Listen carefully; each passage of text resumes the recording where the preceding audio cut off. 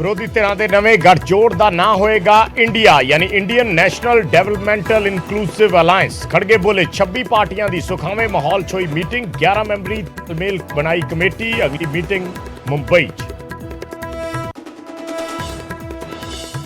India के चेहरे के सवाल ते बोले मल्लिकार्जुन खड़गे, क्या 11 मैंबरी कमेटी ही करेगी फैसला। राहुल गांधी, केजरीवाल ते ममता बनर्जी बोले एनडीए ते इंडिया की होएगी टक्कर।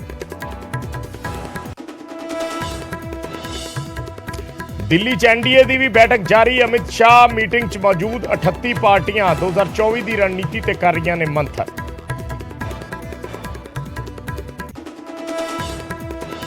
पीएम मोदी का विरोधी दलों ते तिखा हमला, बोले बेंगलुरु च जुटे हुए ने कट्टर भ्रिष्टाचारी, इन्हां दी मीटिंगां च भ्रिष्टाचारियों को मिलता है सन्मान। बेंगलुरु च होए अलायंस ते बोले प्रताप सिंह बाजवा, क्या पंजाब च साडा आप नाल कोई गठजोड़ नहीं, सिर्फ ऑर्डीनेंस ते समर्थन दिता, सीटां दी नहीं होएगी कोई वंड, आप साडी मुख विरोधी धिर। बेंगलुरु मीटिंग बहाने पंजाब बीजेपी प्रधान सुनील जाखड़ दा कांग्रेस ते आप ते तिखा निशाना, क्या पंजाब च कांग्रेस विरोधी धिर या फिर सरकारी पार्टी, पहला अंदर खाते सी समझौता, हुण होया जग जाहिर। विजय सांपला ने एससी कमिशन के चेयरमैन तो अहदे तो दिता अस्तीफा, जल्द पंजाब बीजेपी च मिल सकती है वड्डी जिम्मेवारी। न्यूज़ 18 ते बोले निजी कारणा करके छड्डिया अहदा। अंसा दे सरदूलगढ़ नूं घग्गर दी मार तो बचाउण दीआं कोशिशां, नैशनल हाईवे ते बनाया जा रहा बन, सड़क विचाले लाए जा रहे ने मिट्टी दे ढेर। तरनतारन दे खडूर साहब ते मंडराया हड़ दा खतरा, मुंडा पिंड नेड़े ब्यास दरिया दा टुੱਟਿਆ बन, इलाके दे खेतां च भरिया पानी।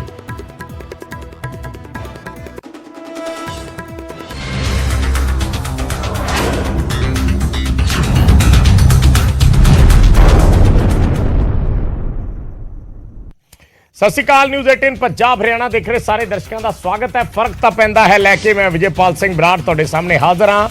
शुरुआत विरोधी दलों के गठजोड़ तो ऑफिशियल नाम दे दिता गया है। इस गठजोड़ नूं इंडिया नाम रखा गया है, इंडिया यानी Indian national developmental inclusive alliance. Indian national developmental inclusive alliance इसका नाम होएगा। मीटिंग दे विच 26 पार्टियां शामिल हुई ने। मल्लिकार्जुन खड़गे ने कहा कि दावा किया कि 26 पार्टियां इस अलायंस का हिस्सा ने और मुंबई दे विच इस अलायंस की अगली मीटिंग होएगी। Indian national developmental inclusive alliance ये नाम रखा गया है, इंडिया शॉर्ट फॉर्म है इसकी।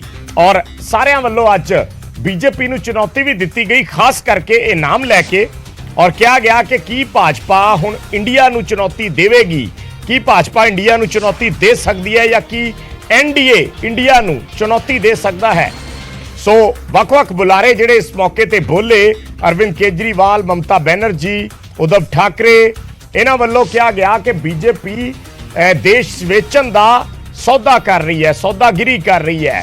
सो इस बार ममता बनर्जी ने कहा कि भारत जितेगा तो बीजेपी हारेगी, बीजेपी ने सब कुछ वेच दिता है। अरविंद केजरीवाल वल्लों निशाने साधे गए बीजेपी ते कि बीजेपी तो सारे ही दुखी ने, इस करके उन्होंने कहा कि देश परिवार है तो परिवार को बचाने लिए असीं इकट्ठे हुए हाँ।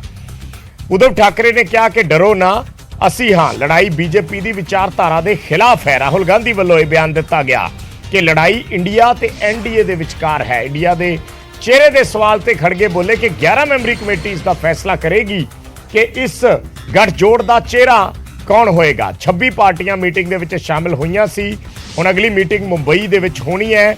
अज दी मीटिंग च सब तो अहम जिहड़ी एक लाइन दी खबर निकल के आई कि इस नूं रस्मी तौर पर एक नाम दे दिता गया है इंडिया, और इंडिया नूं जो डिफाइन है इस नाम नूं ओहदा मतलब Indian national development inclusive alliance, ये नाम दिता गया है, इंडिया शॉर्ट फॉर्म।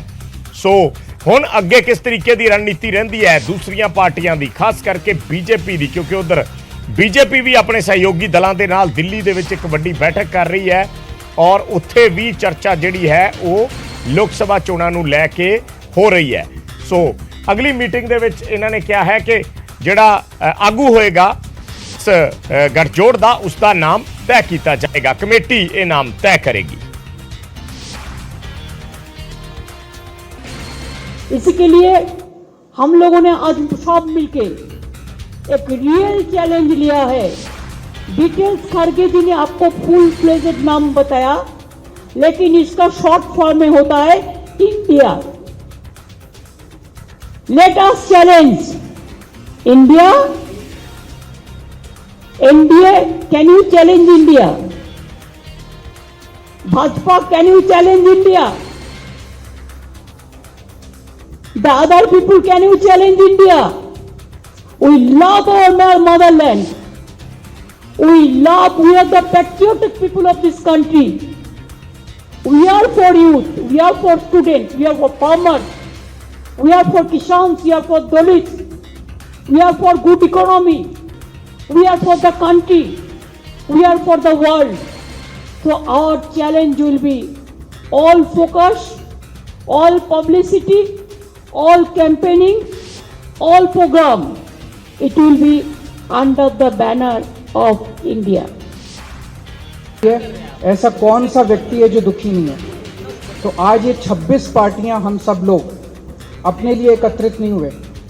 हम देश को एक तरफ बचाना है, जिस तरह से पूरे देश के अंदर नफरत फैलाई जा रही है उससे बचाना है, और दूसरी तरफ एक नए भारत का सपना लेके हम सब लोग इकट्ठे हुए हैं, जिसमें हर युवा को रोजगार मिलना चाहिए, हर गरीब बच्चे को अच्छी शिक्षा मिलनी चाहिए, हर बीमार आदमी को अच्छा इलाज मिलना चाहिए।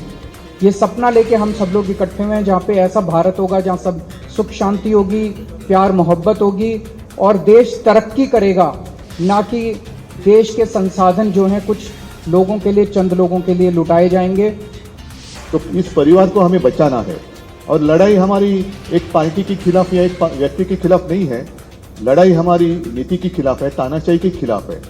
और जैसे एक ज़माने में आज़ादी की लड़ाई हुई थी, तो अब आज़ादी खतरे में आई है।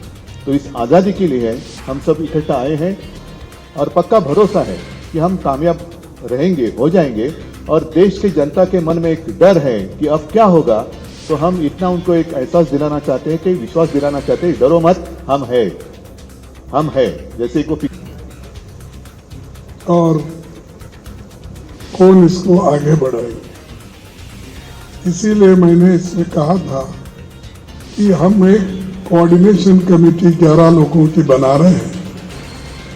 उस 11 लोगों के मीटिंग में तय होगा कि कौन से वो 11 लोग होंगे, फिर उसमें कौन कन्वेनर उसको बनाएंगे आगे के लिए, वो मुंबई में तय होगा। और हम वो तो छोटी बात है, उसको सॉल्व कर देंगे, वो कोई बड़ी बात नहीं।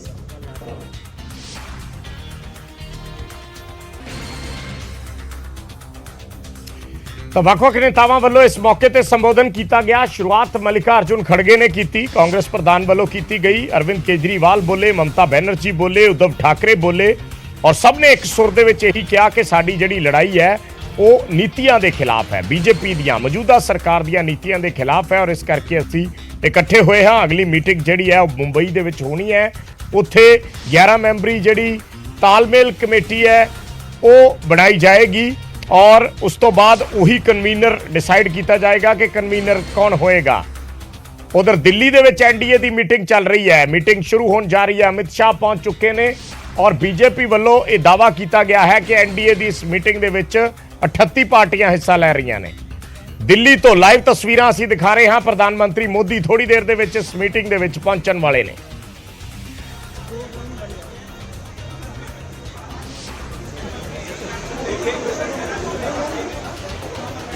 ਤਾਂ ਦਿੱਲੀ ਤੋਂ ਲਾਈਵ ਤਸਵੀਰਾਂ ਨੇ। ਐਨਡੀਏ ਦੀ ਮੀਟਿੰਗ ਦਿੱਲੀ ਦੇ ਵਿੱਚ ਹੋਣ ਜਾ ਰਹੀ ਹੈ। ਜੇਪੀ ਨੱਡਾ ਵੱਲੋਂ ਦਾਅਵਾ ਕੀਤਾ ਗਿਆ ਕਿ 38 ਪਾਰਟੀਆਂ ਇਸ ਮੀਟਿੰਗ ਦਾ ਹਿੱਸਾ ਹੋਣਗੀਆਂ। ਬਕਾਇਦਾ ਲਿਸਟ ਵੀ ਜਾਰੀ ਕੀਤੀ ਗਈ ਹੈ ਉਹਨਾਂ ਪਾਰਟੀਆਂ ਦੀ। ਹਾਲਾਂਕਿ ਕਾਂਗਰਸ ਵੱਲੋਂ ਉਸ ਤੇ ਵੀ ਨਿਸ਼ਾਨੇ ਸਾਧੇ ਗਏ ਨੇ ਕਿ ਬਹੁਤ ਸਾਰੀਆਂ ਪਾਰਟੀਆਂ ਦਾ ਇੱਕ ਵੀ ਐਮਪੀ ਨਹੀਂ ਹੈ, ਪਰ ਬੀਜੇਪੀ ਨੇ 38 ਪਾਰਟੀਆਂ ਦੀ ਲਿਸਟ ਜਾਰੀ ਕੀਤੀ ਹੈ, ਜਿਹੜੀਆਂ 38 ਪਾਰਟੀਆਂ ਅੱਜ ਐਨਡੀਏ ਦੀ ਇਸ ਮੀਟਿੰਗ ਦਾ ਹਿੱਸਾ ਬਣਨ ਜਾ ਰਹੀਆਂ ਨੇ। ਗ੍ਰਹਿ ਮੰਤਰੀ ਅਮਿਤ ਸ਼ਾਹ ਪਹੁੰਚ ਚੁੱਕੇ ਨੇ। ਥੋੜੀ ਦੇਰ ਦੇ ਵਿੱਚ ਪ੍ਰਧਾਨ ਮੰਤਰੀ ਨਰਿੰਦਰ ਮੋਦੀ ਇਸ ਮੀਟਿੰਗ ਦੇ ਵਿੱਚ ਪਹੁੰਚਣ ਵਾਲੇ ਨੇ। ਇੰਤਜ਼ਾਰ ਕੀਤਾ ਜਾ ਰਿਹਾ ਹੈ ਪ੍ਰਧਾਨ ਮੰਤਰੀ ਦਾ। ਦਿੱਲੀ ਤੋਂ ਲਾਈਵ ਤਸਵੀਰਾਂ ਅਸੀਂ ਦਿਖਾ ਰਹੇ ਹਾਂ। ਸੋ ਦੋ ਤਸਵੀਰਾਂ ਅੱਜ ਦੀਆਂ ਬੜੀਆਂ ਅਹਿਮ ਨੇ, ਜੋ ਦੇਸ਼ ਦੀ ਸਿਆਸਤ ਦੇ ਵਿੱਚ ਬਹੁਤ ਮਾਇਨੇ ਰੱਖਦੀਆਂ ਨੇ। ਇੱਕ ਪਾਸੇ Indian national developmental inclusive alliance ये नाम दिता गया है। जिहड़ा विरोधी पार्टियां दा गठजोड़ है उस गठजोड़ वालों नाम रखा गया है अपने गठजोड़ का इंडिया। दूसरे पासे एनडीए नैशनल डेमोक्रेटिक अलायंस जिन्हां वालों ਵੱਖ-ਵੱਖ पार्टियां दे आगू जो हुण तक सत्ता दे विच रहे ने, जो अलायंस पुराना चलदा आ रहा है एनडीए, उसकी मुड़ सुरजीती की कोशिश है। बहुत सारिया नवीं पार्टियां उस दे विच जुड़ियां जा रही ने। सो लाइव तस्वीरां ने दिल्ली तो प्रधानमंत्री मोदी पहुंच रहे ने।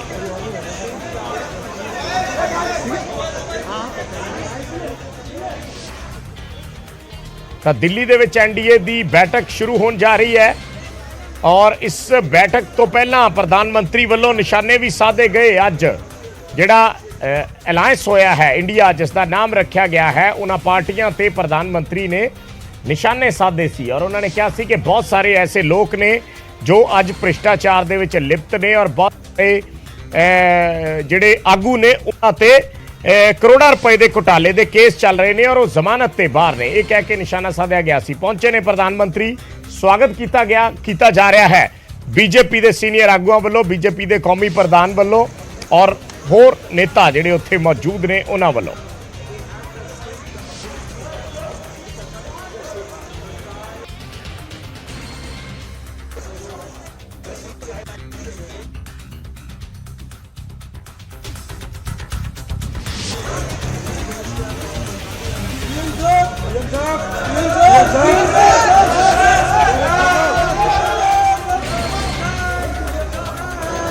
फोटो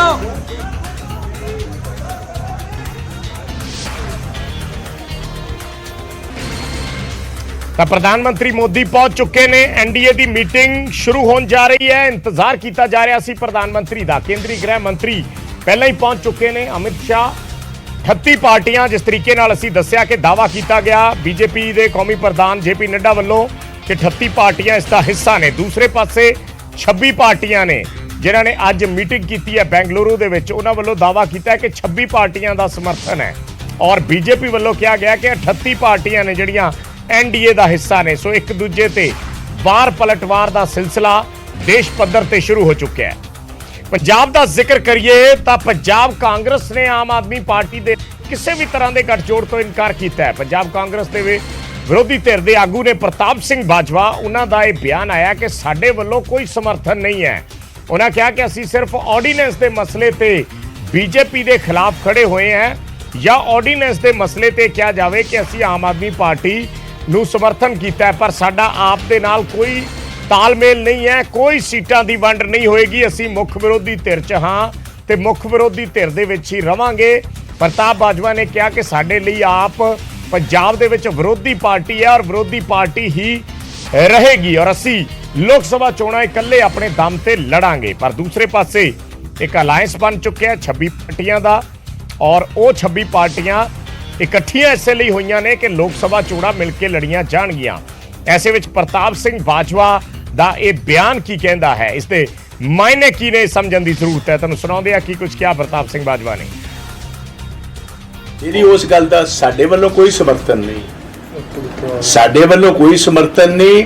जिहड़ा ऑर्डीनेंस आ रहा साडी पार्टी ने क्लीयर किया है। मोदी वल्लों या भाजपा वल्लों कोई भी सूबियां दे विच गवर्नर दे थ्रू किते भी मुदाखलत जिहड़ी है फैडरल सिस्टम दे विच कमजोर करने वास्ते करोगे, कांग्रेस उहदी विरोधता करेगी भाजपा। उस गल दे विच साडा कोई इन्हां नाल अदरवाइज कोई तालमेल नहीं। मैं इत्थे क्लीयर करना चाहता नहीं बनदे जी, लोक सभा सीटां बनदे तां नहीं है कि जिस तरह बिल्कुल नहीं।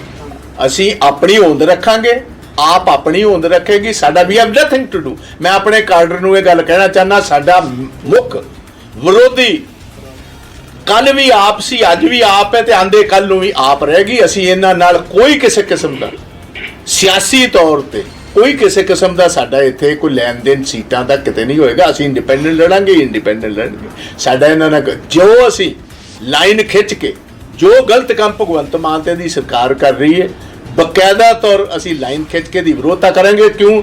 असीं मेन ओपोजिशन पार्टी है। बाकी पार्टियां तो बहुत छोटियां, भाजपा को तो है ही 2 ने, अकाली दल को 3 ने, 18 साडे को ने। लीडर ऑफ द ओपोजिशन मैं हाँ। साडा कोई लैन देन नहीं, साडा कोई इहदे नाल संबंध नहीं।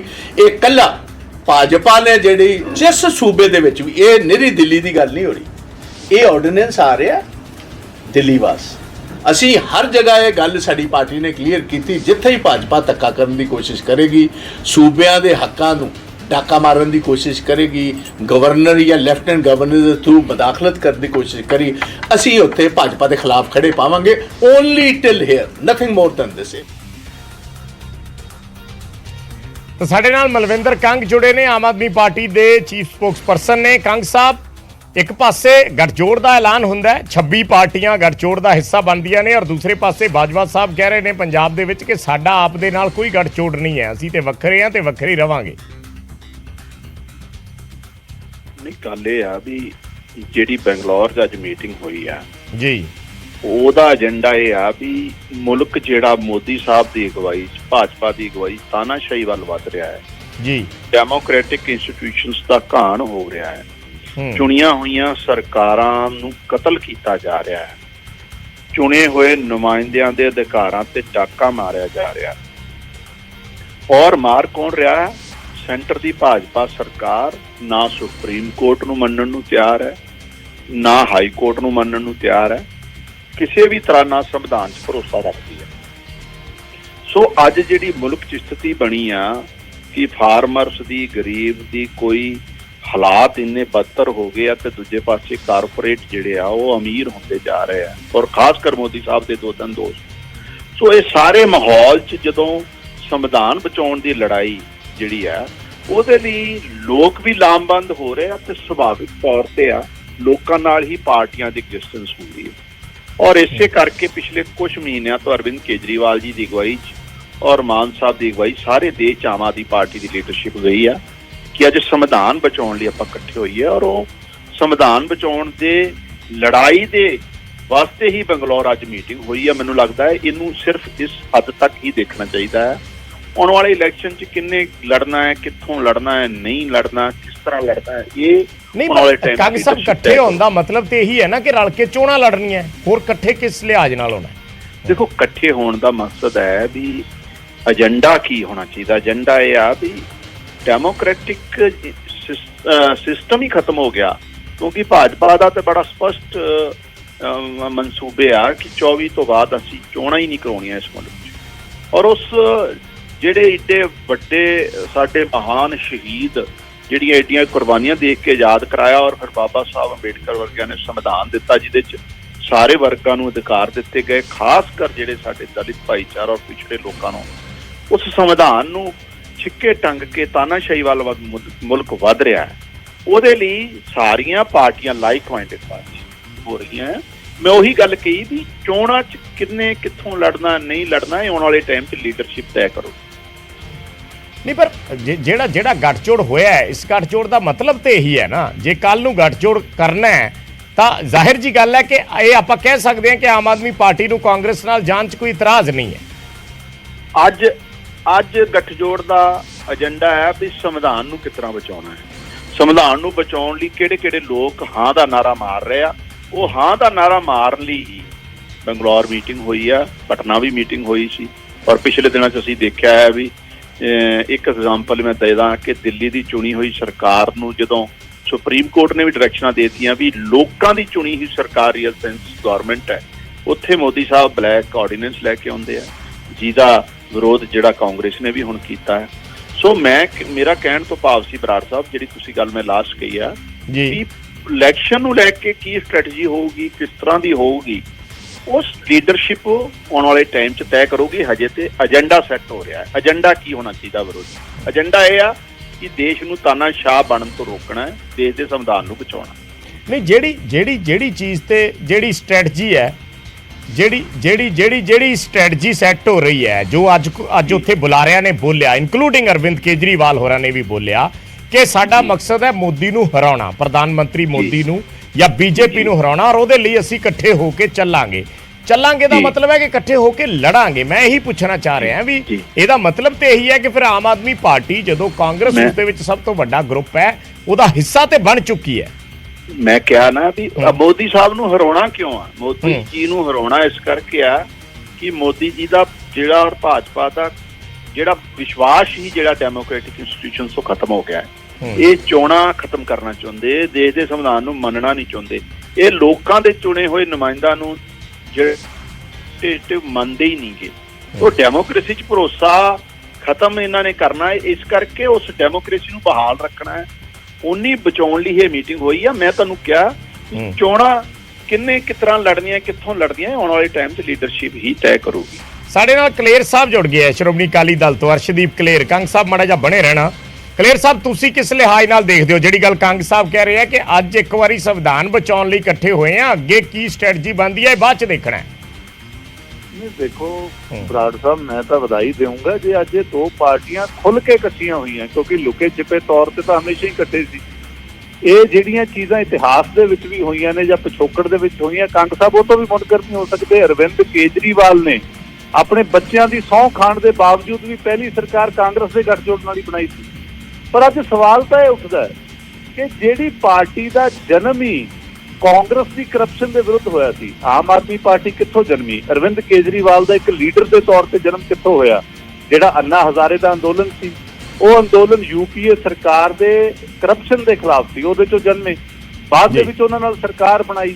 ਔਰ ਅੱਜ ਪੰਜਾਬ ਦੇ ਵਿੱਚ ਵੀ ਆਮ ਆਦਮੀ ਪਾਰਟੀ ਕੀ ਗੱਲ ਕਰ ਰਹੀ ਹੈ? ਇਹ ਕਹਿ ਰਹੇ ਨੇ ਜੀ ਕਿ ਕਾਂਗਰਸ ਨੇ ਪੰਜਾਬ ਨੂੰ ਲੁੱਟਿਆ, ਕਾਂਗਰਸ ਦੇ ਮੰਤਰੀਆਂ ਨੇ ਵੱਡੇ ਘਪਲੇ ਕੀਤੇ, ਅਸੀਂ ਫੜ ਕੇ ਉਹਨਾਂ ਨੂੰ ਜੇਲ੍ਹ ਦੇ ਵਿੱਚ ਸਿੱਟ ਰਹੇ ਹਾਂ। ਪਰ ਜਿਸ ਤਰੀਕੇ ਦੇ ਨਾਲ ਅੱਜ ਅਲਾਇੰਸ ਕੀਤਾ ਗਿਆ, ਤਾਂ ਅੱਜ ਇਹਨਾਂ ਦੇ ਚਿਹਰੇ, ਜਿਹੜੀ ਇਹਨਾਂ ਦੀ ਲੁਕਵੀਂ ਖੇਡ ਹੈ, ਉਹ ਪੰਜਾਬੀਆਂ ਦੇ ਸਾਹਮਣੇ ਆ ਗਈ ਹੈ ਕਿ ਇਹ ਦੋਨੋਂ ਇੱਕੋ ਸਿੱਕੇ ਦੇ ਦੋ ਪਹਿਲੂ ਨੇ।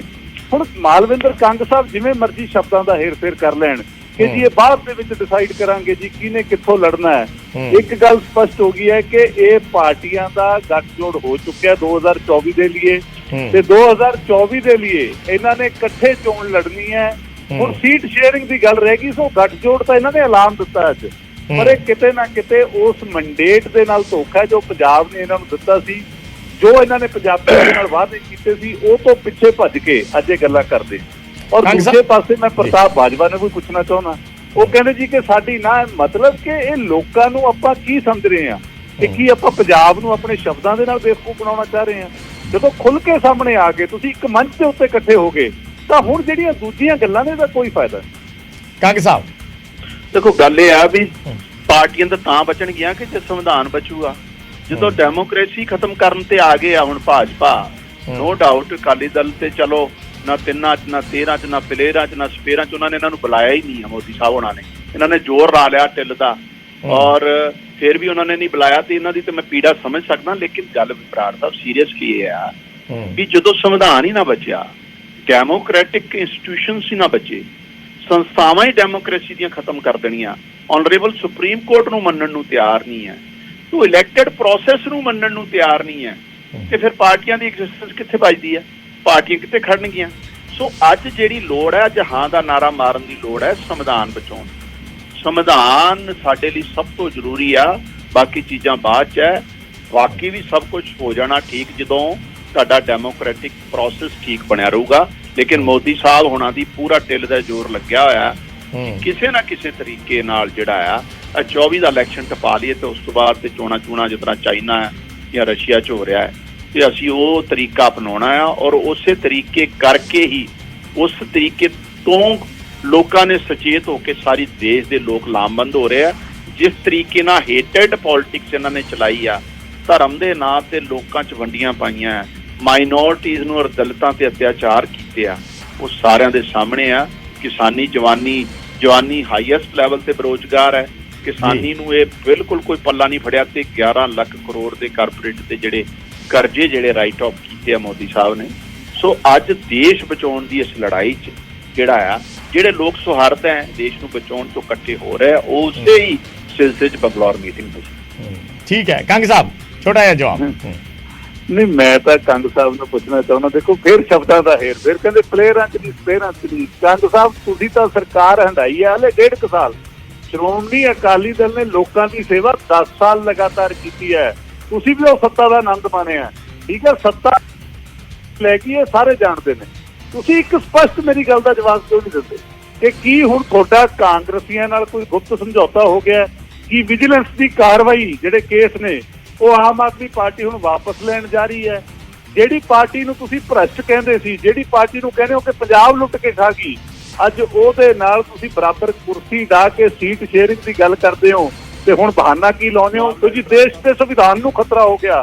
ਅਰਵਿੰਦ ਕੇਜਰੀਵਾਲ ਦੇ ਉੱਤੇ ਜਦੋਂ ਕੋਈ ਗੱਲ ਆ ਜਾਂਦੀ ਹੈ ਫਿਰ ਮੈਂ ਕਲੇਰ ਸਾਹਿਬ ਤੁਹਾਨੂੰ ਮਾੜਾ ਜਿਹਾ ਹੋਲਡ ਕਰਨਾ ਚਾਹੂੰਗਾ। ਮਨਜਿੰਦਰ ਸਿਰਸਾ ਸਾਹਿਬ ਵੀ ਜੁੜ ਗਏ ਨੇ ਸਾਡੇ ਨਾਲ, ਇੱਕ ਰਿਐਕਸ਼ਨ ਲੈਣਾ ਹੈ। ਸਿਰਸਾ ਸਾਹਿਬ, ਤੁਸੀਂ ਕਿਸ ਲਿਹਾਜ਼ ਨਾਲ ਦੇਖਦੇ ਹੋ? ਕੰਗ ਸਾਹਿਬ ਜੁੜੇ ਹੋਏ ਨੇ, ਮਲਵਿੰਦਰ ਕੰਗ ਹੋਰੀ, ਉਹ ਕਹਿ ਰਹੇ ਨੇ ਕਿ ਅਸੀਂ ਇੱਕ ਵਾਰੀ ਸੰਵਿਧਾਨ ਦੇ ਖਿਲਾਫ ਜਿਹੜੀ ਲੜਾਈ ਆ ਉਹਦੇ 'ਚ ਇਕੱਠੇ ਹੋਏ ਆ, ਸੀਟਾਂ ਕੱਲ ਨੂੰ ਲੜਨਾ ਨਹੀਂ ਲੜਨਾ ਇਹ ਬਾਅਦ ਦੀਆਂ ਗੱਲਾਂ ਨੇ, ਅੱਗੇ ਦੇਖਿਆ ਜਾਊਗਾ। ਕੁਛ ਨਹੀਂ ਜੀ, ਇਹ ਕਰਪਸ਼ਨ ਦੇ ਵਿਚਾਰੇ ਇਕੱਠੇ ਹੋਏ ਨੇ, ਇਹਨਾਂ ਦਾ ਕਸੂਰ ਕੋਈ ਨਹੀਂ। ਪੈਸੇ ਸਾਰੇ ਰਿਸ਼ਵਤਖੋਰ ਜਿੰਨੇ ਫੜੇ ਗਏ ਨੇ, ਜਿੰਨੇ ਬੇਈਮਾਨ ਕਰਪਟ ਜੇਲ੍ਹਾਂ 'ਚ ਬੰਦ ਨੇ, ਉਹ ਸਾਰੇ ਇਕੱਠੇ ਹੋਏ ਨੇ। ਹੋਣਾ ਵੀ ਚਾਹੀਦਾ।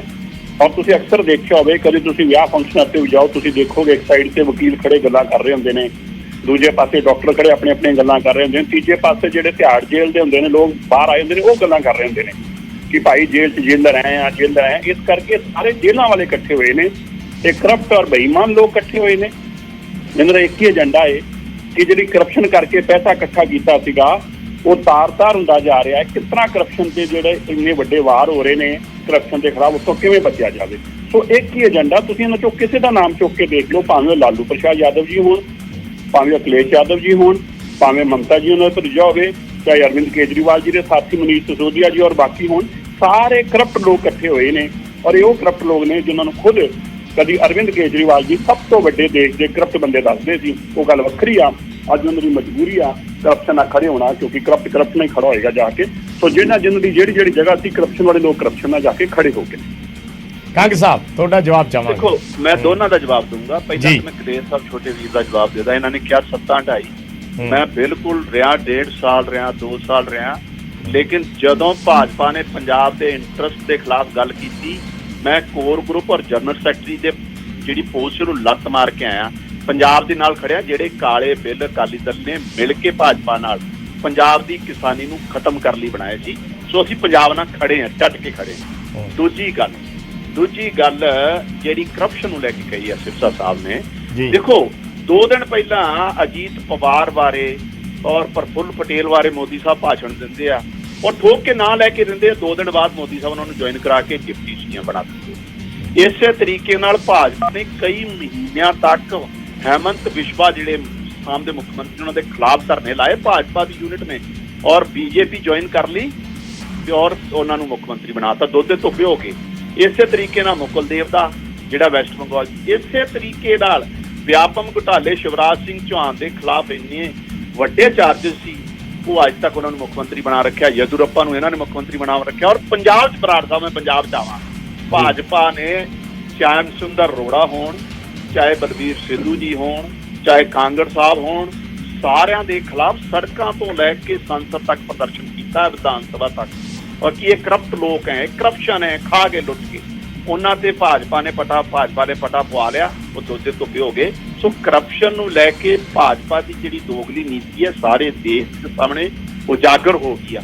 ਮੋਦੀ ਸਾਹਿਬ ਨੂੰ ਅਗਰ ਮੋਹ ਹੈਗਾ ਆ ਤੇ ਅਡਾਨੀ ਹੋਣਾ ਨਾਲ ਹੈਗਾ। ਸਾਰਾ ਕਾਰਪੋਰੇਟ ਨੂੰ ਦੇਤਾ, ਤੇਲ, ਕੋਲਾ, ਬਿਜਲੀ, ਪਾਣੀ, ਜਹਾਜ਼, ਐਰੋਪਲੇਨ, ਕੋਈ ਛੱਡਿਆ ਹੀ ਨਹੀਂ। ਤੇ ਕਿਸਾਨ ਜਿਹੜਾ ਆ ਕਿਸ ਬੱਤਰ ਹਾਲਾਤ 'ਚ ਜੀ ਰਿਹਾ ਹੈ ਸਾਰਿਆਂ ਨੂੰ ਪਤਾ ਹੈ। ਕੋਵਿਡ ਦੇ ਦੌਰਾਨ ਹਜ਼ਾਰਾਂ ਲੋਕ ਯੂਪੀ ਦੀਆਂ ਸੜਕਾਂ ਤੇ ਭੁੱਖੇ ਨਾ ਮਰ ਗਏ। ਸੰਸਕਾਰ ਲਈ ਜਗ੍ਹਾ ਨਹੀਂ ਭਾਜਪਾ ਨੇ ਦਿੱਤੀ। ਮਾਈਨੋਰਟੀਜ਼ ਔਰ ਦਲਿਤਾਂ ਦੇ ਖਿਲਾਫ ਭਾਜਪਾ ਦੇ ਲੀਡਰ ਇਸ ਹੱਦ ਤੱਕ ਅਤਿਆਚਾਰ ਕਰ ਰਹੇ ਆ, ਰੇਪ ਕਰਕੇ ਦਲਿਤਾਂ ਦੀਆਂ ਬੱਚੀਆਂ ਨੂੰ ਸਾੜ ਦਿੰਦੇ ਆ। ਇਹ ਭਾਜਪਾ ਦਾ ਅਸਲੀ ਚਿਹਰਾ ਆ। ਓਲੰਪੀਅਨ ਖਿਡਾਰੀਆਂ ਸਾਡੀਆਂ ਜਿਹੜੀਆਂ ਉਹਨਾਂ ਨਾਲ ਭਾਜਪਾ ਦੇ ਮੈਂਬਰ ਪਾਰਲੀਮੈਂਟ ਜਿਸ ਤਰੀਕੇ ਨਾਲ ਸੈਕਸੁਅਲ ਹਰਾਸਮੈਂਟ ਕਰਦੇ ਆ, ਅਤਿਆਚਾਰ ਕਰਦੇ, ਮੋਦੀ ਸਾਹਿਬ ਉਹਨਾਂ ਨੂੰ ਬਾਹਰ ਦਾ ਰਸਤਾ ਨਹੀਂ ਦਿਖਾਉਂਦੇ। ਭਾਜਪਾ ਦੀ ਕੈਬਨਿਟ ਦੇ ਵਜ਼ੀਰ, home minister, state home minister ਕਿਸਾਨਾਂ ਨੂੰ ਦਰੜ ਕੇ ਮਾਰ ਦਿੰਦਾ ਹੈ, ਮੋਦੀ ਸਾਹਿਬ ਉਹਨੂੰ ਕੈਬਨਿਟ ਚੋਂ ਨਹੀਂ ਬਾਹਰ ਕਰਦੇ। ਇਹ ਸਾਰੇ ਅਤਿਆਚਾਰ ਦੇ ਖਿਲਾਫ, ਇਸ ਸਾਰੇ ਜਿਹੜੇ ਕੁਕਰਮ ਹੈ ਭਾਜਪਾ ਦੇ ਖਿਲਾਫ ਜਿਹੜਾ ਦੇਸ਼ ਲਾਮਬੰਦ ਹੋ ਰਿਹਾ ਹੈ। ਔਰ ਦੇਸ਼ ਲਾਮਬੰਦ ਦੇਸ਼ ਦੇ ਸੰਵਿਧਾਨ ਨੂੰ ਬਚਾਉਣ ਲਈ ਹੋ ਰਿਹਾ। ਔਰ ਇਹਨਾਂ ਨੂੰ ਤਾਨਾਸ਼ਾਹੀਆਂ ਨੂੰ ਬਾਹਰ ਦਾ ਰਸਤਾ ਦਿਖਾਉਣਾ, ਇਸ ਕਰਕੇ ਬੰਗਲੌਰ ਮੀਟਿੰਗ। ਚਲੋ ਛੋਟਾ ਕਮੈਂਟ ਦੇ ਦਿਓ ਕਲੇਰ ਸਾਹਿਬ, ਪਹਿਲਾਂ ਤੁਸੀਂ। ਨਹੀਂ, ਮੈਂ ਫਿਰ ਬਰਾੜ ਸਾਹਿਬ ਦੇਖੋ ਜਿਹੜੀ ਗੱਲ ਪੁੱਛੋ ਉਹਦਾ ਕਦੇ ਜਵਾਬ ਨਹੀਂ ਦੇਣਗੇ। ਮੈਂ ਤਾਂ ਪੰਜਾਬ ਦੀ ਗੱਲ ਕਰਦਾ। ਮਾਲਵਿੰਦਰ ਕੰਗ ਸਾਹਿਬ, ਪਹਿਲਾਂ ਆਪਾਂ ਪੰਜਾਬ ਦੀ ਗੱਲ ਕਰ ਲਈਏ। ਪੰਜਾਬ ਦੇ ਵਿੱਚ ਜੋ ਅਰਵਿੰਦ ਕੇਜਰੀਵਾਲ, ਭਗਵੰਤ ਮਾਨ ਤੇ ਅਮਿਤ ਸ਼ਾਹ ਜੀ ਨਾਲ ਮਿਲ ਕੇ ਤੁਸੀਂ NSA ਲਾਈ, ਉਹਦੇ ਬਾਰੇ ਵੀ ਦੱਸਿਆ ਕਰੋ ਨਾ। ਕੀ ਉਦੋਂ ਸੰਵਿਧਾਨਿਕ ਕਦਰਾਂ ਕੀਮਤਾਂ ਦਾ ਘਾਣ ਪੰਜਾਬ ਦੇ ਵਿੱਚ ਨਹੀਂ ਹੋਇਆ? ਦੱਸੋ ਜੇ ਹੋਇਆ ਨਹੀਂ ਹੋਇਆ। ਸੋ ਤੁਸੀਂ ਕਿਸ ਤਰੀਕੇ ਦੇ ਨਾਲ ਇਹ ਚੀਜ਼ਾਂ ਨੂੰ ਡਿਫੈਂਡ ਕਰਦੇ ਹੋ? ਮੈਂ ਫੇਰ ਮੇਰਾ ਸਵਾਲ ਉੱਥੇ ਖੜਾ ਹੈ ਕਿ ਪੰਜਾਬ ਕਾਂਗਰਸ ਜਿਹਨੂੰ ਤੁਸੀਂ ਭ੍ਰਸ਼ਟ ਕਹਿੰਦੇ ਹੋ, ਉਹਦੇ ਮੰਤਰੀਆਂ ਨੂੰ ਤੁਸੀਂ ਕਹਿੰਦੇ ਹੋ ਅਸੀਂ ਫੜ ਕੇ ਜੇਲ੍ਹ 'ਚ ਦਿਆਂਗੇ। ਕਿਹੜਾ ਗੁਪਤ ਸਮਝੌਤਾ ਕਰ ਲਿਆ ਕਿ ਹੁਣ ਤੁਸੀਂ ਇਕੱਠੇ ਚੋਣਾਂ ਲੜਨ ਤੋਂ ਵੀ ਤਿਆਰ ਹੋ ਗਏ? ਸੋ ਕਿਤੇ ਨਾ ਕਿਤੇ ਜਿਹੜੀ ਤੁਹਾਡੀ ਲੁਕਵੀਂ ਖੇਡ ਪਹਿਲਾਂ 75-25 ਦਾ ਰੌਲਾ ਪਾਉਂਦੇ ਸੀ, ਉਹ 75-25 ਲੋਕਾਂ ਨੂੰ ਸਮਝ ਆ ਗਈ ਕਿ ਕਾਂਗਰਸ ਤੇ ਆਮ ਆਦਮੀ ਪਾਰਟੀ ਦੀ ਹੈ ਤੇ ਤੁਹਾਡੀ ਬਿੱਲੀ ਥੱਲਿਓਂ ਬਾਹਰ ਆ ਗਈ। ਹੁਣ ਤੁਸੀਂ ਜਿਹੜੀਆਂ ਗੱਲਾਂ ਜੀ ਮੋਦੀ ਸਾਹਿਬ ਨੇ ਐ ਕਰਤਾ, ਤੁਸੀਂ ਪੰਜਾਬ ਤੇ ਆਓ, ਪੰਜਾਬ ਦੀ ਗੱਲ ਕਰੋ। ਪਰ ਉਹਨਾਂ ਨੇ ਇੱਕ ਗੱਲ ਹੋਰ ਵੀ ਕਹੀ, ਕਲੇਰ ਸਾਹਿਬ, ਉਹਨਾਂ ਨੇ ਇੱਕ ਗੱਲ ਹੋਰ ਵੀ ਕਹੀ ਕਿ ਅਕਾਲੀ ਦਲ ਨੂੰ ਬੀਜੇਪੀ ਦੇ ਪੁਰਾਣੇ ਭਾਈਵਾਲ ਸੀ ਪਰ ਸੱਦਿਆ ਨਹੀਂ ਅੱਜ ਦੀ ਮੀਟਿੰਗ। ਦੇਖੋ, ਸ਼੍ਰੋਮਣੀ ਅਕਾਲੀ ਦਲ ਆਪਣੀ ਵਿਚਾਰਧਾਰਾ ਦੇ ਨਾਲ ਚੱਲਦਾ ਹੈ। ਸ਼੍ਰੋਮਣੀ ਅਕਾਲੀ ਦਲ ਨੇ ਤਾਂ UCC ਤੇ ਵੀ ਸਖਤ ਸਟੈਂਡ ਲਿਆ। ਇਹ ਤਾਂ ਆਮ ਆਦਮੀ ਪਾਰਟੀ ਸੀ ਜਿਹੜੀ ਕਹਿੰਦੀ ਅਸੀਂ ਤਾਂ UCC ਨਾਲ ਇਨ ਬਿਨ ਖੜੇ ਆ, ਤੇ ਫਿਰ ਬਾਅਦ ਜਦੋਂ ਪੰਜਾਬ 'ਚ ਵਿਰੋਧ ਹੋਇਆ ਯੂ ਟਰਨ ਲਿਆ। ਭਗਵੰਤ ਮਾਨ ਸਾਹਿਬ ਨੇ ਇੱਕ ਬਿਆਨ ਜਾਰੀ ਕਰਤਾ, ਨਹੀਂ ਜੀ ਮੈਂ UCC ਦਾ ਵਿਰੋਧ ਕਰਦਾ, ਪਰ ਅਰਵਿੰਦ ਕੇਜਰੀਵਾਲ ਅੱਜ ਵੀ UCC ਦੇ ਹੱਕ 'ਚ ਖੜੇ ਆ। ਦੱਸੋ ਜੀ ਕੀ ਕਹਿਣਾ ਮਾਲਵਿੰਦਰ ਕੰਗ ਨੇ? ਉਹ ਗੱਲਾਂ ਜਿਹੜੇ ਮੁੱਦੇ ਨੇ ਪੰਜਾਬ ਦੇ, ਉਹਨਾਂ ਦੇ ਕਦੇ ਜਵਾਬ ਨਹੀਂ ਦੇਣਗੇ। ਇੱਧਰ ਉੱਧਰ ਦੀ ਗੱਲਾਂ ਕਰਦੇ। ਮੈਂ ਸਿਰਸਾ ਸਾਹਿਬ ਤੋਂ ਇੱਕ ਜਵਾਬ ਲੈ ਲਾਂ, ਫਿਰ ਕੰਗ ਸਾਹਿਬ ਤੁਸੀਂ ਇਸ ਦਾ ਰਿਪਲਾਈ ਦੇ ਦਿਓ। ਸਿਰਸਾ ਸਾਹਿਬ। ਨਹੀਂ, ਮੇਰੀ ਤਾਂ ਪਹਿਲੀ ਗੱਲ ਇਹ ਆ, ਜਿਹਨੂੰ ਇਹ ਅੱਜ ਮਾਲਵਿੰਦਰ ਕੰਗ ਜੀ ਬੋਲ ਰਹੇ ਨੇ, ਉਹਨਾਂ ਦੇ ਨਾਲ ਤੇ ਖੁਦ ਜੱਫੀਆਂ ਪਾ ਰਹੇ ਨੇ, ਕਹਿ ਰਹੇ ਨੇ ਕਰਪਸ਼ਨ ਵਾਲਿਆਂ ਦੇ ਤੇ ਗੱਲ ਜਾ ਕੇ ਮਿਲਦੇ ਪਏ ਨੇ, ਜਿਨ੍ਹਾਂ ਨੂੰ ਅਰਵਿੰਦ ਕੇਜਰੀਵਾਲ ਜੀ ਕਰਨਾਟਕਾ ਦੇ ਡਿਪਟੀ ਚੀਫ ਮਿਨਿਸਟਰ ਜਿਹਨਾਂ ਨੂੰ ਬਣਾਇਆ ਗਿਆ ਹੈ, ਉਹਨਾਂ ਨੂੰ ਇਲੈਕਸ਼ਨ ਦਾ ਮਹੀਨਾ ਨਹੀਂ ਹੋਇਆ ਲੰਘਿਆ ਅਜੇ। ਕਹਿੰਦੇ ਸੀ ਕਿ ਅੱਜ ਦੇਸ਼ ਦਾ ਸਭ ਤੋਂ ਕਰਪਟ ਮੰਤਰੀ ਜਿਹੜਾ ਹੈ ਉਹਦਾ ਨਾਮ ਲੈ ਕੇ ਤੇ ਉਹ ਸਟੇਜ ਤੇ ਬੋਲਦੇ, ਅੱਜ ਕੱਲ੍ਹ ਉਹਨੂੰ ਜੱਫੀਆਂ ਪਾਉਣ ਨੂੰ ਇੰਤਜ਼ਾਰ ਕਰਦੇ ਪਏ ਸੀ ਸੜਕ ਲੋਕ। ਤੁਸੀਂ ਦੇਖੀ ਹੋਈ ਵੀਡੀਓ। ਦੂਜੀ ਗੱਲ, ਅੰਬਾਨੀ ਦਾ ਨਾਮ ਲੈ ਰਹੇ ਨੇ। ਅਗਰ ਅੰਬਾਨੀ ਨੂੰ ਕਿਸੇ ਨੇ ਕਰੋੜਾਂ ਰੁਪਏ ਦਾ ਲਾਭ ਦਿੱਤਾ ਤਾਂ ਅਰਵਿੰਦ ਕੇਜਰੀਵਾਲ ਨੇ, ਜਿਨ੍ਹਾਂ ਨੇ ਦਿੱਲੀ ਦੇ ਅੰਦਰ, ਮੈਂ ਤੇ ਕੰਪਲੇਂਟ ਕੀਤੀ ਆ, 7,000 ਕਰੋੜ ਰੁਪਇਆ ਅੰਬਾਨੀ ਨੂੰ ਸਿੱਧਾ ਦੇ ਦਿੱਤਾ। ਔਰ ਕਿਵੇਂ ਦਿੱਤਾ? ਆਪਣੇ 2 ਡਾਇਰੈਕਟਰ ਪਾ ਕੇ, ਸਰਕਾਰੀ ਡਾਇਰੈਕਟਰ ਬਾਹਰ ਕੱਢ ਦਿੱਤੇ, ਪ੍ਰਾਈਵੇਟ ਆਪਣੇ 2 ਡਾਇਰੈਕਟਰ ਪਾ ਕੇ, ਤੇ ਉਹਨਾਂ ਨੂੰ 7,000 ਕਰੋੜ ਰੁਪਇਆ ਇਹ ਬਹਿਸ ਤੇ ਫਿਰ ਬਹੁਤ ਲੰਬੀ ਚਲੀ ਜਾਣੀ ਹੈ ਸਿਰਸਾ ਸਾਹਿਬ। ਮੈਂ ਤੇ ਇਸ ਵੇਲੇ ਜਿਹੜੀ ਅੱਜ ਗੱਠਜੋੜ ਦੀ ਮੀਟਿੰਗ ਹੋਈ ਹੈ, ਜਿਹਨੂੰ ਲੈ ਕੇ ਅਗਲੇ ਦਿਨਾਂ ਦੇ ਵਿੱਚ ਸਮੀਕਰਨ ਬਣਦੇ ਨਜ਼ਰ ਆ ਰਹੇ ਆ, ਮੈਂ ਉਹਦਾ ਜ਼ਿਕਰ ਕਰ। ਮੈਂ ਦੱਸਦਾ ਫਰਕ ਆ ਨਾ। ਨਹੀਂ ਭਾਜੀ, ਬਹੁਤ ਫਰਕ ਆ ਰਾਜ ਸਾਹਿਬ। ਗੱਲ ਸਾਡਾ ਤੇ ਗੱਠਜੋੜ ਜਿਹੜਾ ਪਾਰਟੀਆਂ ਦਾ ਉਹ ਤੇ ਉਹੀ ਹੈ ਜਿਹੜਾ ਆਲਰੇਡੀ ਐਗਜ਼ਿਸਟ ਕਰਦਾ, ਜਿਹਦੇ ਸਿਰ ਤੇ ਅਸੀਂ ਪਹਿਲਾਂ ਵੀ ਜਿੱਤ ਕੇ ਆਏ ਆ। ਇਹਨਾਂ ਨੇ ਨਵੇਂ ਭਾਈਵਾਲ ਇਸ ਕਰਕੇ ਲੱਭੇ ਨੇ ਕਿਉਂਕਿ ਸਾਰੇ ਕਰਪਸ਼ਨ ਫਸ ਗਏ ਨੇ। ਅਕਾਲੀ ਦਲ ਭਾਵੇਂ ਅੱਜ ਸਾਡਾ ਭਾਈਵਾਲ ਪਾਰਟਨਰ ਨਹੀਂ ਆ, ਪਰ ਅਸੀਂ ਕੋਈ ਨਵਾਂ ਨਹੀਂ ਜੋੜਿਆ। ਸਾਡੇ ਸਾਰੇ ਉਹ ਲੋਕ ਨੇ ਜਿਨ੍ਹਾਂ ਦੇ ਨਾਲ ਅਸੀਂ 2019 ਦੇ ਅੰਦਰ ਚੁਣਾਵ ਜਿੱਤ ਕੇ ਆਏ। ਸਾਡੇ ਉਹੀ ਭਾਈਵਾਲ ਨੇ ਅੱਜ ਵੀ। ਫਰਕ ਸਿਰਫ ਇੰਨਾ ਹੈ, ਸਾਡੇ ਕੋਲ ਉਹੀ ਐਸਟੈਬਲਿਸ਼ ਭਾਈਵਾਲ ਨੇ, ਇਹਨਾਂ ਨੇ ਕਰਪਸ਼ਨ ਦੇ ਕਾਰਨ ਭਾਈਵਾਲ ਆਪਣੇ ਬਦਲੇ ਨੇ। ਫਰਕ ਇੰਨਾ ਹੈ, ਇੱਥੇ ਕਰਪਟ ਲੋਕ ਇਕੱਠੇ ਹੋਏ ਨੇ, ਇੱਥੇ ਉਹ ਲੋਕ ਜਿਹੜੇ ਪਹਿਲਾਂ ਤੋਂ ਇਕੱਠੇ ਸੀ 2019 ਚ ਵੀ ਇਸੇ ਤਰ੍ਹਾਂ। ਕੰਗ ਸਾਹਿਬ ਜੁੜੇ ਹੋਏ ਹੋ? ਹਾਂਜੀ ਹਾਂ, ਜਵਾਬ ਦਿਓ ਜ਼ਰਾ। ਇੱਕ ਮੈਂ ਸਿੱਧਾ ਸਾਹਿਬ ਸ਼ਾਇਦ ਲਿਹਾਜ਼ ਕਰਕੇ ਮੋਦੀ ਸਾਹਿਬ ਦੇ ਦੋਸਤ ਆ, ਮੈਂ ਅਡਾਨੀ ਦਾ ਨਾਂ ਲਿਆ ਸੀ, ਇਹਨਾਂ ਨੇ ਮੈਂਸ਼ਨ ਨਹੀਂ ਕੀਤਾ। ਇੰਨਾ ਪਿਆਰ ਹੈ ਇਹਨਾਂ ਨੂੰ। ਨਹੀਂ, ਅਡਾਨੀ ਦਾ ਲਿਆ ਤੁਸੀਂ। ਅਡਾਨੀ ਕਿਹਾ। ਦੂਜੀ ਗੱਲ ਦੇਖੋ, ਕਲੇਰ ਸਾਹਿਬ ਸ਼ਾਇਦ ਹੁਣ ਛੱਡ ਕੇ ਚਲੇ ਗਏ, ਕਹਿੰਦੇ ਪੰਥ ਦਾ ਜਿੰਨਾ ਘਾਣ ਕੀਤਾ ਹੈ, ਚਾਹੇ ਉਹ DGP ਸੈਣੀ ਅਕਾਲੀ ਦਲ ਨੇ ਲਾਇਆ, ਜਿਹਨੇ ਸਭ ਤੋਂ ਵੱਧ ਕਤਲੇਆਮ ਕੀਤਾ। ਚਲੋ ਇਸ ਵੇਲੇ ਪਤਾ ਕੀ ਹੈ ਕੰਗ ਸਾਹਿਬ, ਮੈਂ ਤੁਹਾਨੂੰ ਥੋੜਾ ਆਪਾਂ ਜਵਾਬ ਦਿੱਤਾ। ਉਹ ਫਿਰ ਅਸਲ ਦੇ ਵਿੱਚ ਅੱਜ ਦਾ ਮੁੱਦਾ ਇਹ ਹੈ, ਸਿੱਧਾ BJP ਇਲਜ਼ਾਮ ਇਹ ਲਾ ਰਹੀ ਹੈ ਜਾਂ ਅਕਾਲੀ ਦਲ ਇਲਜ਼ਾਮ ਇਹ ਲਾ ਰਿਹਾ ਵੀ ਤੁਸੀਂ ਪੰਜਾਬ ਦੇ ਵਿੱਚ ਲੋਕਾਂ ਨੇ ਵੋਟਾਂ ਪਾਈਆਂ ਕਾਂਗਰਸ ਪਾਰਟੀ ਦੇ ਖਿਲਾਫ ਜਾਂ ਮਗਰਲੀਆਂ ਵੀ ਅਕਾਲੀ BJP ਦੇ ਖਿਲਾਫ ਵੀ ਪਿਛਲੇ ਟਾਈਮ 'ਚ ਜਿਨ੍ਹਾਂ ਦੀ ਸੱਤਾ ਰਹੀ ਹੈ, ਤੇ ਅੱਜ ਜਦੋਂ ਇਕੱਠੇ ਬੈਠਦੇ ਆ ਤਾਂ ਉਸ ਨੂੰ ਲੈ ਕੇ ਸਵਾਲ ਖੜੇ ਹੁੰਦੇ ਆ। ਸਭ ਤੋਂ ਪਹਿਲਾਂ ਵਿਰੋਧੀ ਪਾਰਟੀਆਂ ਸਵਾਲ ਖੜੇ ਕਰ ਰਹੀਆਂ। ਨਹੀਂ ਬਰਾੜ ਸਾਹਿਬ, ਬਿਲਕੁਲ ਕਰਪਸ਼ਨ ਨੂੰ ਲੈ ਕੇ ਜ਼ੀਰੋ ਟੋਲਰੈਂਸ ਹੈ। ਇਹ ਆਮ ਆਦਮੀ ਪਾਰਟੀ ਦਾ ਏਜੰਡਾ ਹੈ। ਚਾਹੇ ਦਿੱਲੀ 'ਚ ਅਰਵਿੰਦ ਕੇਜਰੀਵਾਲ ਜੀ ਹੋਣ, ਉਹਨਾਂ ਨੇ ਆਪਣਾ ਮੰਤਰੀ ਵੀ ਨਹੀਂ ਛੱਡਿਆ, ਚਾਹੇ ਪੰਜਾਬ 'ਚ ਮਾਨ ਸਾਹਿਬ ਹੋਣ, ਇਹ ਨਹੀਂ ਖਤਮ ਹੋਣੀ ਕੰਪੇਨ। ਜਿੰਨਾ ਪੰਜਾਬ ਦੀ ਲੁੱਟ ਖਸੁੱਟ ਕੀਤੀ ਹੋਵੇ, ਚਾਹੇ ਉਹ ਕਾਂਗਰਸੀ ਹੋਵੇ, ਚਾਹੇ ਅਕਾਲੀ ਹੋਵੇ, ਚਾਹੇ ਭਾਜਪਾ ਵਾਲਾ ਹੋਵੇ, ਚਾਹੇ ਸਾਡੀ ਪਾਰਟੀ ਦਾ ਕਿਉਂ ਨਾ ਹੋਵੇ, ਉਹ ਤੇ ਚੱਲੂਗੀ ਕੰਪੇਨ। ਜ਼ੀਰੋ ਟੋਲਰੈਂਸ ਹੈ। ਲੇਕਿਨ ਮਤਲਬ ਇਸ ਗੱਠਜੋੜ ਦਾ ਅਸਰ, ਜੇ ਮੈਂ ਦੂਜੇ ਸ਼ਬਦਾਂ 'ਚ ਪੁੱਛਾਂ, ਪੰਜਾਬ ਤੇ ਨਜ਼ਰ ਨਹੀਂ ਆਏਗਾ, ਇਹ ਕਹਿਣਾ ਚਾਹ ਰਹੇ? ਮੈਂ ਦੱਸਦਾ, ਅੱਜ ਦੇਸ਼ ਦੇ ਸੰਵਿਧਾਨ ਨੂੰ ਬਚਾਉਣ ਦੀ ਜਿਹੜੀ ਲੜਾਈ, ਮੈਂ ਤੁਹਾਨੂੰ ਪਹਿਲਾਂ ਵੀ ਕਿਹਾ, ਪਾਰਟੀਆਂ ਨਹੀਂ ਐਗਜ਼ਿਸਟ ਕਰਨਗੀਆਂ ਜੇ ਸੰਵਿਧਾਨ ਹੀ ਨਾ ਬਚੇ। ਪਾਰਟੀਆਂ ਦੀ ਕੀ ਵੈਲਿਊ ਰਹਿ ਜੀ? ਮੈਂ ਤਾਂ ਉਹੀ ਸਵਾਲ ਪੁੱਛ ਰਿਹਾ ਨਾ, ਫਿਰ ਕਾਂਗਰਸ ਦੇ ਨਾਲ ਜਾਣ 'ਚ ਮਤਲਬ ਕੋਈ ਇਤਰਾਜ਼ ਨਹੀਂ ਹੈ। ਅਸੀਂ ਦੇਸ਼ ਦੇ ਸੰਵਿਧਾਨ ਨੂੰ ਬਚਾਉਣ ਲਈ, ਦੇਸ਼ ਨੂੰ ਬਚਾਉਣ ਲਈ, ਦੇਸ਼ ਦੇ ਡੈਮੋਕ੍ਰੈਟਿਕ ਇੰਸਟੀਟਿਊਸ਼ਨ ਨੂੰ ਬਚਾਉਣਾ, ਇਹ ਸਾਡੀ ਪਹਿਲ ਹੈ। ਉਸ ਪਹਿਲ ਨੂੰ ਮੱਦੇਨਜ਼ਰ ਰੱਖਦੇ ਹੋਏ ਮੋਦੀ ਸਾਹਿਬ ਦੀ ਤਾਨਾਸ਼ਾਹੀ ਤੋਂ ਦੇਸ਼ ਨੂੰ ਬਚਾਉਣ ਵਾਸਤੇ ਪਾਰਟੀ ਇਕੱਠੀਆਂ ਕੋਈ ਵੀ ਗੱਠਜੋੜ ਕਰਨਾ ਪਵੇ। ਇਸੇ ਕਰਕੇ ਹੀ ਸਾਰੀਆਂ ਪਾਰਟੀਆਂ ਇਕੱਠੀਆਂ ਹੋਈਆਂ ਕਿ ਅੱਜ ਜੇ ਦੇਸ਼ ਨਾ ਰਿਹਾ, ਜੇ ਡੈਮੋਕ੍ਰੇਸੀ ਨਾ ਰਹੀ, ਜੇ ਦੇਸ਼ ਦੇ ਡੈਮੋਕ੍ਰੈਟਿਕ ਇੰਸਟੀਟਿਊਸ਼ਨਸ ਨਾ ਰਹੇ, ਸਾਡੀਆਂ ਸਤਿਕਾਰਿਤ ਅਦਾਲਤਾਂ ਹੀ ਖਤਮ ਕਰਤੀਆਂ, ਉਹਨਾਂ ਨੂੰ ਮੰਨਣ ਨੂੰ ਤਿਆਰ ਨਹੀਂ ਹੈ, ਤੇ ਫਿਰ ਪਾਰਟੀਆਂ ਦੀ ਐਗਜ਼ਿਸਟੈਂਸ ਦਾ ਕੀ ਮਤਲਬ ਰਹਿ ਜੂਗਾ? ਪਾਰਟੀਆਂ ਕਿਸ ਕੰਮ ਦੀਆਂ? ਇਹ ਤੇ ਚਾਈਨਾ ਵਾਲਾ ਹਾਲ ਹੋ ਜੂਗਾ। ਮੋਦੀ ਸਾਹਿਬ ਉਹਦੇ ਵਾਸਤੇ ਦੇਸ਼ ਨੂੰ ਲੈ ਕੇ ਜਾਣਾ ਚਾਹੁੰਦੇ ਆ।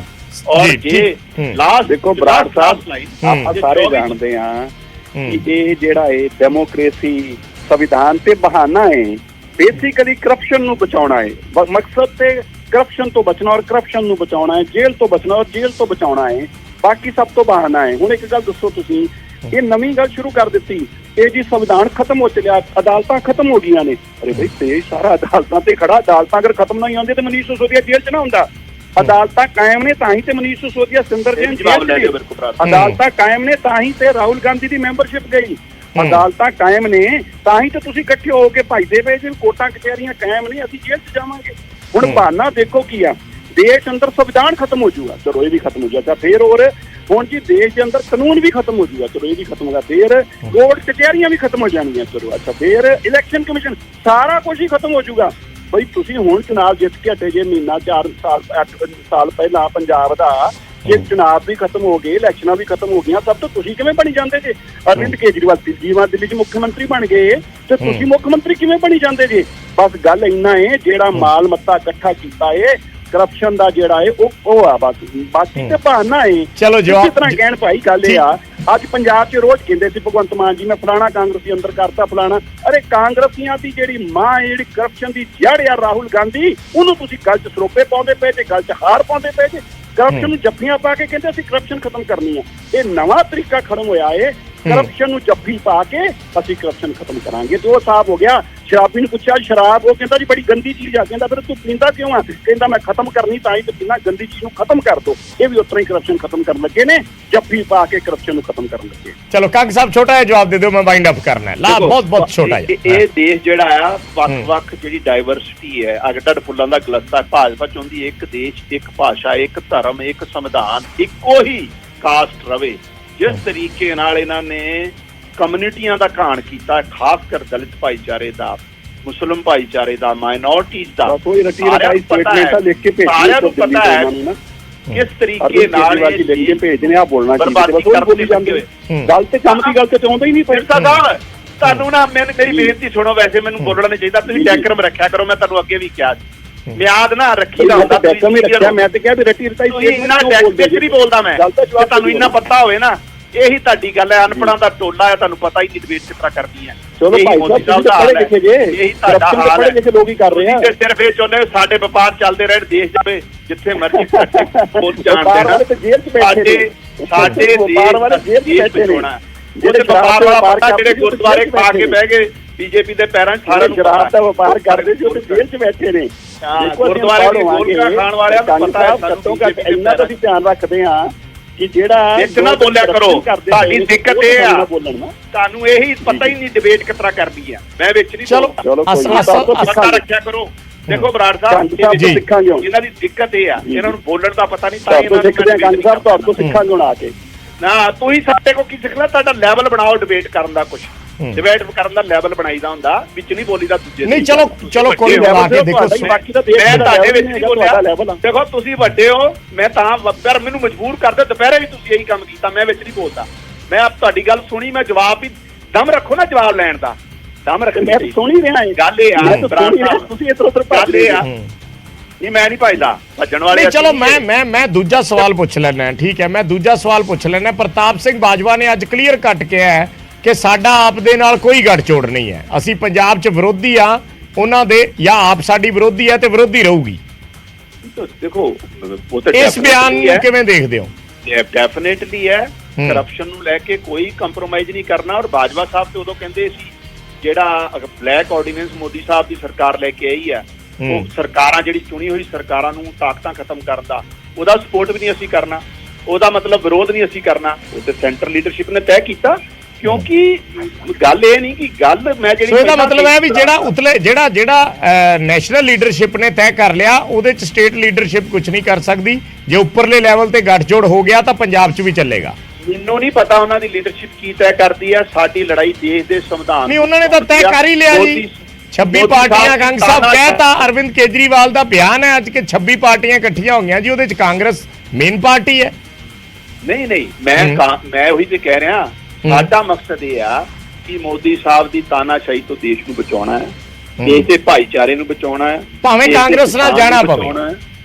ਮੈਂ ਕਹਿੰਦਾ ਉੱਥੇ ਆਲਰੇਡੀ ਮੀਟਿੰਗ ਚੱਲ ਰਹੀ ਹੈ ਸਾਰੀਆਂ ਪਾਰਟੀਆਂ ਉੱਤੇ ਜਿਹੜਾ ਦੇਸ਼ ਨੂੰ ਬਚਾਉਣਾ ਚਾਹੁੰਦੀਆਂ, ਜਿਹੜੇ ਸੰਵਿਧਾਨ ਨੂੰ ਬਚਾਉਣਾ ਚਾਹੁੰਦੀਆਂ। ਮੈਂ ਇਹੀ ਚਾਹੁੰਦਾ ਸੀ ਕਿ ਤਾਨਾਸ਼ਾਹੀ ਨਹੀਂ ਦੇਸ਼ 'ਚ ਬਦਲਣਾ ਚਾਹੁੰਦਾ ਦੇਸ਼ ਨੂੰ। ਜਿਹੜਾ ਬਾਬਾ ਸਾਹਿਬ ਅੰਬੇਡਕਰ ਨੇ ਸੰਵਿਧਾਨ ਦਿੱਤਾ, ਜਿਹੜੇ ਸਾਡੇ ਹਜ਼ਾਰਾਂ ਸ਼ਹੀਦਾਂ ਨੇ ਕੁਰਬਾਨੀਆਂ ਦਿੱਤੀਆਂ ਇਸ ਖੂਬਸੂਰਤ ਮੁਲਕ ਲਈ, ਉਸ ਦੇਸ਼ ਦੀ ਡੈਮੋਕ੍ਰੇਸੀ ਨੂੰ, ਵਿਲੱਖਣਤਾ ਨੂੰ, ਭਾਈਚਾਰੇ ਨੂੰ, ਸਾਰਿਆਂ ਨੂੰ ਬਚਾਉਣਾ ਚਾਹੁੰਦੇ। ਉਹਦੇ ਲਈ ਹਾਂ ਦਾ ਨਾਰਾ ਜਿਹੜੇ ਮਾਰ ਰਹੇ। ਸੋ ਸਿਰਸਾ ਸਾਹਿਬ ਕੁੱਲ ਮਿਲਾ ਕੇ ਪੰਜਾਬ ਦੀ ਸਿਆਸਤ ਜਾਂ ਦਿੱਲੀ ਦੀ ਸਿਆਸਤ ਦੀ ਗੱਲ ਨਹੀਂ ਹੈ ਜਿਹੜੀ ਗੱਲ ਕੰਗ ਸਾਹਿਬ ਕਹਿ ਰਹੇ ਨੇ ਕਿ ਇਹ ਦੇਸ਼ ਨੂੰ ਬਚਾਉਣ ਦੀ ਲੜਾਈ ਹੈ ਔਰ ਅਸੀਂ ਵੱਡੇ ਸੰਦਰਭ 'ਚ ਇਕੱਠੇ ਹੋਏ ਹਾਂ, ਛੋਟੀਆਂ ਚੀਜ਼ਾਂ ਤੇ ਨਹੀਂ ਮੱਥਾ ਬੱਚੀ ਕਰਨੀ ਜੀ। ਹਾਂ, ਮੈਂ ਤਾਂ ਮੰਨ ਨਹੀਂ ਰਿਹਾ, ਬਿਲਕੁਲ ਠੀਕ ਕਹਿ ਰਹੇ ਨੇ, ਕਿਉਂਕਿ ਇਹ ਕੁਝ ਸਟੇਟ ਦੀ ਲੜਾਈ ਤੇ ਹੈ ਨਹੀਂ। ਕਰਪਸ਼ਨ ਦੀ ਦੇਸ਼ ਭਰ ਦੇ ਅੰਦਰ ਜਿਹੜੇ ਕਰਪਟ ਲੋਕ ਨੇ ਉਹ ਇਕੱਠੇ ਹੋਏ ਨੇ, ਤੇ ਬਿਲਕੁਲ ਮੈਂ ਐਗਰੀ ਕਰਦਾ ਇਹਨਾਂ ਦੀ ਗੱਲ ਨਾਲ। ਖਾਲੀ ਪੰਜਾਬ ਦਾ ਮੁੱਦਾ ਨਹੀਂ ਰਹਿ ਗਿਆ ਹੁਣ, ਮੁੱਦਾ ਤੇ ਹੈ ਕਿ ਦੇਸ਼ ਭਰ ਦੇ ਕਰਪਟ ਲੋਕਾਂ ਨੇ ਆਪਣੀ ਕਰਪਸ਼ਨ ਨੂੰ ਬਚਾਉਣ ਵਾਸਤੇ ਇੱਕ ਰਸਤਾ ਲੱਭਾ ਹੈ। ਉਸ ਵੱਡੇ ਟੀਚੇ ਨੂੰ ਲੈ ਕੇ ਸਭ ਲੋਕ ਇਕੱਠੇ ਹੋ ਗਏ ਨੇ ਕਿ ਆਪਾਂ ਨੂੰ ਬਾਕੀ ਸਾਰੀਆਂ ਗੱਲਾਂ ਛੱਡੋ, ਆਪਾਂ ਆਪਣਾ ਪਰਿਵਾਰ ਬਚਾਈਏ, ਆਪਣਾ ਪੈਸਾ ਬਚਾਈਏ, ਆਪਣੀ ਕਰਪਸ਼ਨ ਦੀ ਲੜਾਈ ਲੜੀਏ। ਸੋ ਗੱਲ ਤੇ ਬੜੀ ਸਿੰਪਲ ਹੈ। ਮੈਂ ਤਾਂ ਮੰਨ ਹੀ ਰਿਹਾ ਕਿ ਪੰਜਾਬ ਦੀ ਲੜਾਈ ਨਹੀਂ ਰਹੇਗੀ। ਇਹ ਬੇਸਿਕਲੀ ਵੱਡਾ ਮੁੱਦਾ ਹੈ ਕਰਪਸ਼ਨ ਦਾ ਔਰ ਪਰਿਵਾਰਵਾਦ ਦਾ, ਉਸ ਮੁੱਦੇ ਲਈ ਲੈ ਕੇ ਸਾਰੇ ਇਕੱਠੇ ਹੋਏ ਨੇ। ਚਲੋ ਅਗਲੇ ਦਿਨਾਂ ਦੇ ਵਿੱਚ ਜੀ ਕੰਗ ਸਾਹਿਬ ਦੇਖੋ, ਕਰਪਸ਼ਨ ਦਾ ਤੇ ਇਹ ਹਾਲ ਹੈ, ਮੈਂ ਤੁਹਾਨੂੰ ਅੱਗੇ ਵੀ ਗਿਣਾਏ ਕਿ ਮਨੀਸ਼ ਸਿਸੋਦੀਆ ਜੀ ਨੂੰ ਇਹ ਬੀਜੇਪੀ ਨੇ ਆਫਰ ਦਿੱਤੀ, ਤੁਹਾਨੂੰ ਸੀਐਮ ਬਣਾ ਦਿੰਦੇ, ਸਾਡੇ ਨਾਲ ਰਲ ਲਓ, ਅਗਲੇ ਦਿਨ ਕੇਸ ਕੋਈ ਨਹੀਂ ਰਹੂਗਾ। ਇਹੀ ਹਾਲਾਤ ਜੀ ਅਜੀਤ ਪਵਾਰ ਨਾ ਹੋਏ ਆ, ਇਹੀ ਹਾਲਾਤ ਮੁਕੁਲ ਦੇਵ ਨਾ ਹੋਏ, ਇਹੀ ਅਮਿਤ ਬਿਸ਼ਵੇਨਾ। ਬੀਜੇਪੀ 'ਚ ਜਿਹੜਾ ਆ ਜਾਂਦਾ ਦੁੱਧ ਦਾ ਧੁੱਪਾ ਹੋ ਜਾਂਦਾ। ਮਤਲਬ ਇਹ ਆ ਕਿ ਜਿੰਨੇ ਵੀ ਦੇਸ਼ ਦੇ ਮਹਾਨ ਕਰਪਟ ਲੋਕ ਸੀ, ਜਿਨ੍ਹਾਂ ਨੇ ਬੀਜੇਪੀ ਜੁਆਇਨ ਕਰ ਲਈ, ਉਹ ਦੁੱਧ ਦੇ ਧੁੱਪੇ ਹੋ ਗਏ। ਕਰਪਸ਼ਨ ਦੀ ਸ਼ਰਨਗਾਹ ਅੱਜ ਕੋਈ ਹੈਗੀ ਹੈ ਕਰਪਸ਼ਨ ਦੀ ਦੇਸ਼ ਤੇ, ਉਹ ਭਾਜਪਾ ਆ, ਮੋਦੀ ਸਾਹਿਬ ਦੀ ਸਰਕਾਰ ਹੈ ਔਰ ਭਾਜਪਾ ਪਾਰਟੀ। ਚਲੋ ਮੈਂ ਮੇਰੇ ਕੋਲੇ ਸਮਾਂ ਨਹੀਂ ਬਚਿਆ ਜੀ ਹੁਣ। ਬਹੁਤ ਬਹੁਤ ਧੰਨਵਾਦ ਸਾਡੇ ਨਾਲ ਜੁੜਨ ਲਈ, ਸਰਸਾ ਸਾਹਿਬ ਦਾ, ਕੰਗ ਸਾਹਿਬ ਤੁਹਾਡਾ ਵੀ, ਔਰ ਅਰਸ਼ਦੀਪ ਕਲੇਰ ਸਾਹਿਬ ਜੁੜੇ ਸੀ, ਉਹਨਾਂ ਦਾ ਵੀ ਬਹੁਤ ਬਹੁਤ ਧੰਨਵਾਦ। ਸੋ ਇਸ ਵੇਲੇ ਇੱਕ ਵੱਡੀ ਬਹਿਸ ਦਾ ਵਿਸ਼ਾ ਤੇ ਖੜਾ ਹੋ ਗਿਆ ਕਿ ਹੁਣ ਇਹ ਜਿਹੜਾ ਨਵਾਂ ਗੱਠਜੋੜ ਬਣਿਆ ਹੈ, ਖਾਸ ਕਰਕੇ ਜੇ ਦਿੱਲੀ ਤੇ ਪੰਜਾਬ ਦੇ ਸੰਦਰਭ ਦੇ ਵਿੱਚ ਦੇਖੀਏ ਤਾਂ ਉਸ ਤੇ ਇਸ ਦਾ ਕੀ ਅਸਰ ਪੈਣ ਵਾਲਾ ਹੈ। ਔਰ ਇਸ ਨੂੰ ਲੈ ਕੇ ਵਿਰੋਧੀ ਪਾਰਟੀਆਂ ਨੇ ਆਮ ਆਦਮੀ ਪਾਰਟੀ ਤੇ ਕਾਂਗਰਸ ਦੋਵਾਂ ਨੂੰ ਘੇਰਨਾ ਵੀ ਸ਼ੁਰੂ ਕਰ ਦਿੱਤਾ ਹੈ। ਤੇ ਆਮ ਆਦਮੀ ਪਾਰਟੀ ਜਿਹੜੀ ਹੈ ਉਹ ਕਹਿ ਰਹੀ ਹੈ ਕਿ ਅਸੀਂ ਸੰਵਿਧਾਨ ਬਚਾਉਣ ਲਈ ਇਸ ਗੱਠਜੋੜ ਦੇ ਵਿੱਚ ਆਏ ਹਾਂ, ਬਾਕੀ ਦੀ ਕਵਾਇਦ ਅੱਗੇ ਜਾ ਕੇ ਸਪਸ਼ਟ ਹੋ ਪਾਏਗੀ।